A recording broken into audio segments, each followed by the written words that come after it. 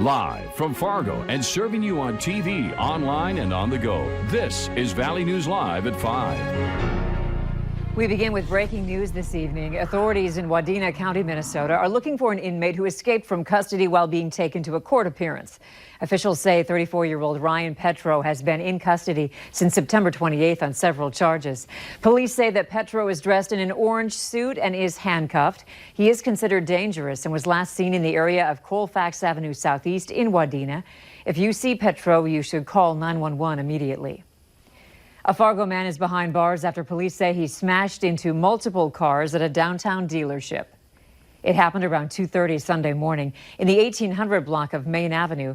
That's where officers later arrested 30-year-old Moses Yallertai for DUI and also cited the man for driving without a valid driver's license or insurance. Today, the dealership owner talked with our crime and safety reporter, Bailey Hurley, and showed her surveillance video that you'll only see here.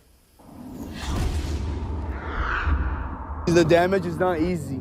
It's horrible damage. What's left of Sunday night's incident is still a tough sight for Marwan Ali to see.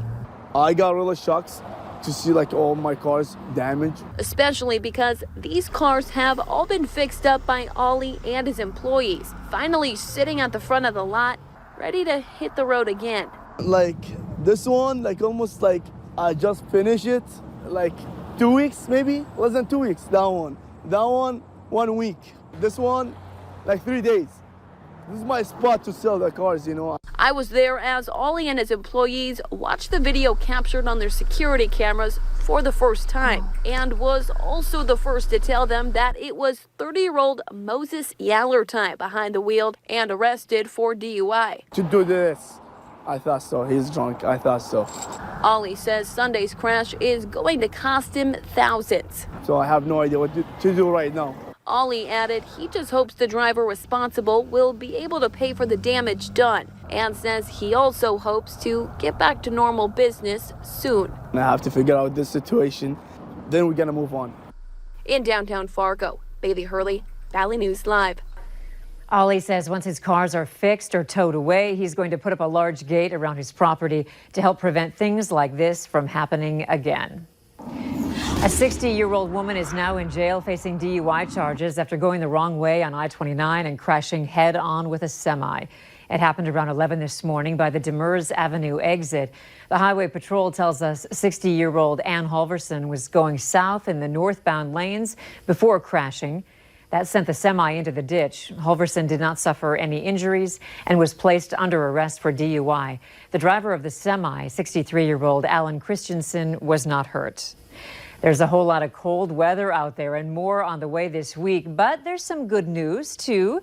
Here's Nathan with your no-wait weather. Nathan?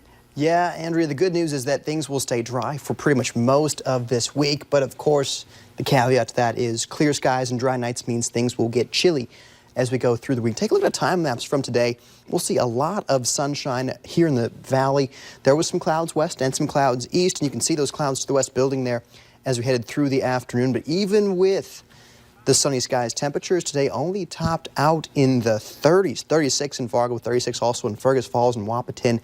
We're in the lower 30s there in the northern valley, 31 for that high temperature in Bemidji. So satellite radar shows a weak, dry cold front moving in with a very small low pressure system. So with this, we can't rule out a few flurries, especially north of I-94 as we go through this evening. You see the coldest air is up toward Minot. That's behind that weak cold front. And also with that weak cold front is, yes, cold. So, Andrea, we'll talk about how cold things get for the rest of this week and look at our next chance of precipitation coming up here in a couple minutes. All right. Thanks, Nathan. One man is recovering after his rig carrying sugar beets tipped over this morning. It happened around 9:30 in Hitterdal, Minnesota. Authorities tell us the truck became top heavy while the driver was dumping the beets, causing it to tip. The driver is expected to be okay. A business in downtown Fargo has significant damage after a semi hit it this morning. Around 7 o'clock, a semi driver attempted to make a turn but didn't take it wide enough, causing them to hit a lean-to in the parking lot of Fabricators Unlimited. An employee there tells Valley News Live they'll have to demolish the structure because it's currently resting on the building. They plan on rebuilding it. No one was hurt during the accident. Federal investigators are in Fargo this week looking into the use of seclusion and restraint at Fargo Public Schools. Parents and advocates are asking for change, including staff who can meet the needs of special education students, understanding what a restraint is, and transparency for families. This comes after multiple complaints were filed with the district. Investigators say this case is a priority, but could not answer how long the investigation will take. A school district in northwestern Minnesota has launched an investigation into an incident involving a superintendent who allegedly hurt a child.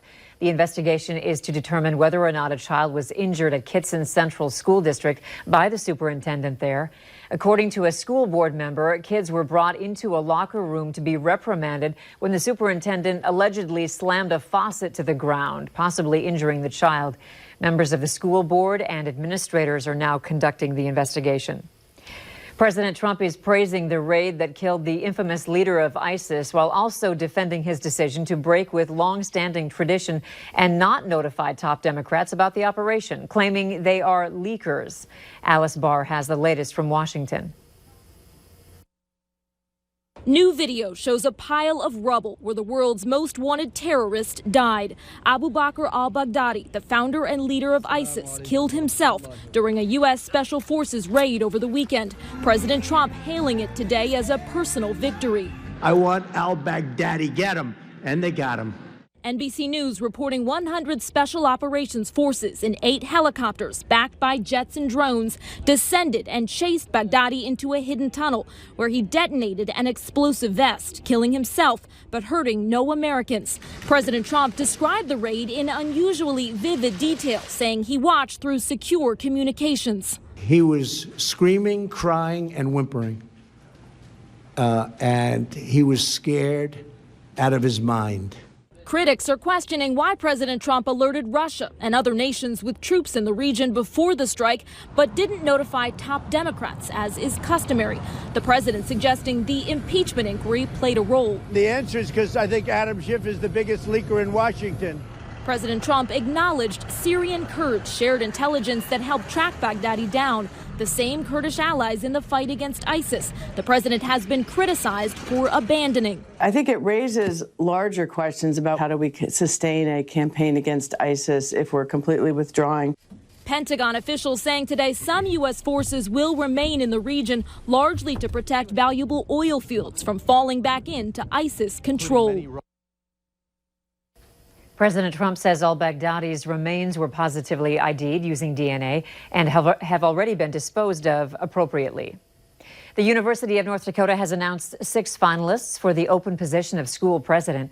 All 6 of those candidates have doctorates and are currently working at other schools. They have all accepted invitations to visit the university and interview for the position. For a full list of the finalists, go to valleynewslive.com and look for this story. A total of 61 people applied for the position. The finalists will visit in mid-November, and the next president will be named on December 3rd. A few weeks ago, city officials confirmed with us that they expect the stretch of 52nd Avenue South in Fargo to open soon.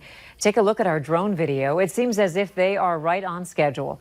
Officials say 50 to 70 people have been working daily on the project. They say they still have work on the median and sidewalks before that stretch is completed. The overall project, covering 45th to Cheyenne, will not be done until next spring. And this reminder to join us this Saturday for the Farmers Union Insurance Bison Football pregame show. Coverage begins at 4 with kickoff to follow at 5 between the Bison and the Penguins on ESPN+. A fast